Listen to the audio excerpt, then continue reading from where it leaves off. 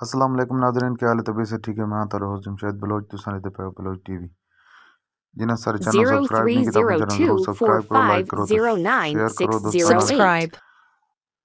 اج اساں تھوڑے کن گھن کہ پیور نیلی راوی دی خوبصورت جھوٹی جس دا Like. ماشاءاللہ ہوانا بہت ہی خوبصورت، تھان بہت پیارے ہیں، پورے فاصلے تے لگے ہوئے، خوبصورت سنگاں نال، خوبصورت تھان تے وانڈ نال۔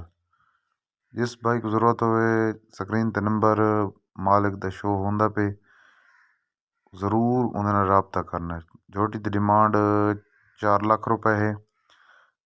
موقع تے کمی بیشی ضرور ہو، ویسی ڈیمانڈ دا مطلب ڈیمانڈ ہوندا ہے، فائنل پرائس نہیں ہوندا۔ جس بھائی کو اگر ضرورت ہوئے تو ضرور مالکاں نال رابطہ کرنا ہے۔ جھوٹی دی چال ڈھال تھان چڈا اپنا دیکھ لو، لوکیشن جھوٹی دی بکھر دیے، باقی موقع تے آڑ کے چیک کرو، ساری کوئی رسپانسبلٹی کون ہو سی، موقع تے آن کے اپنی چیز نو دیکھ بھال کے تے دوستاں کول گھن ونجو۔ اسے دے نال اپنے ہوسٹ جمشید بلوچ دیو اجازت۔ پاکستان زندہ باد، پاک فوج پائندہ باد۔ اللہ حافظ۔